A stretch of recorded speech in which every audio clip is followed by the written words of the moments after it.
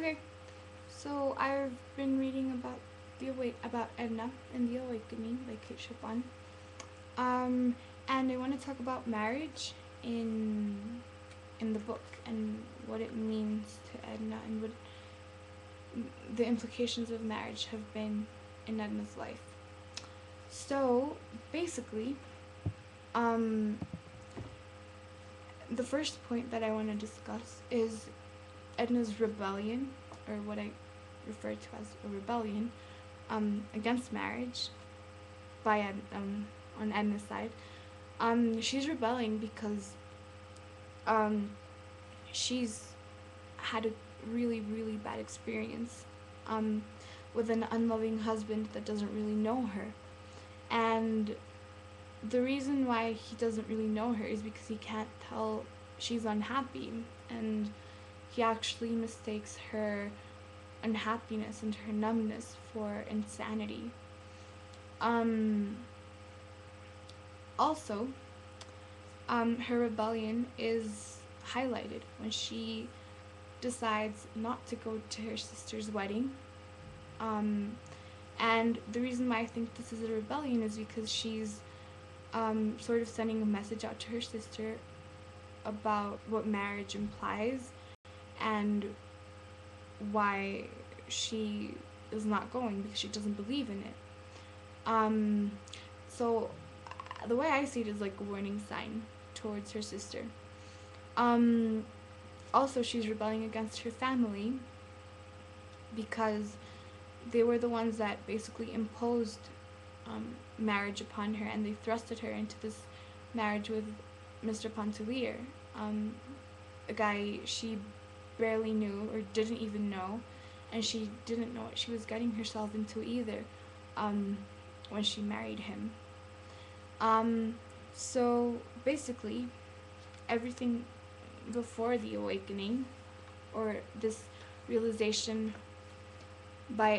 this realization that Edna had about um, what it means to be married, is everything that came before that is what I refer to as numbness.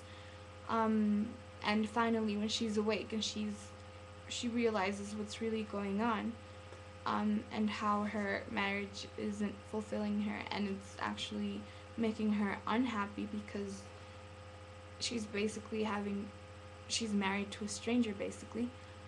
Um, so she finally becomes aware of what she wants to do, and that is to be with Robert. But he's in Mexico. So she starts. So when Robert leaves to answer for her absence at her sister's wedding, she's kind of given this free time where she doesn't have to answer to anybody. Her children are away with their grandmother, and she's just by herself basically. And she's given this time to do whatever she wants. And this time makes her realize that doing whatever she wants also confuses her, and it doesn't so that experience doesn't really give her any answers. Um, However, the free time does um, en- encourage her to experiment with Mr. Arobin, and just try something new. Um, and I think that because Mrs. Pontellier is so young and she got married at a really young age, um, well, motherhood isn't a priority, so she's just it's not that she doesn't love her children, it's that they're just not a priority for her. And obviously they're looked after the quadroon by the quadroon, so she doesn't have to spend time with them, or for example change their diapers as an excuse to spend time with them because that's done by that quadroon. um so really there's nothing she can do as a mother other than just say that she's their mother. um and another reason why another consequence of her marrying young is that she was never given the opportunity to experiment and basically um, be a teenager. So she's never really flirted with anybody, and when she starts flirting with Mr. Arobin, um, like it says right here,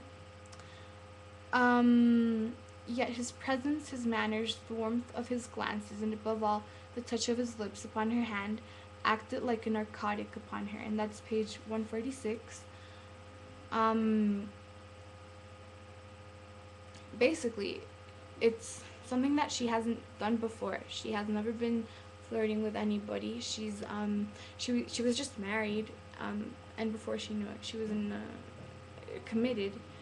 And obviously that's not what she wanted, but she was never given the chance to know what it was that she did want.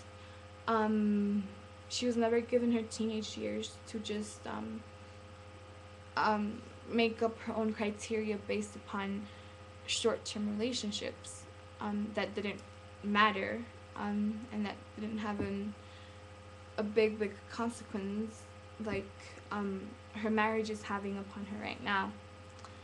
Um, so basically, um, what I think about Edna's marriage is it's the root of her unhappiness. It's what's making her unhappy, and really, there's not much she can do about it, and that's what makes her situation so sad.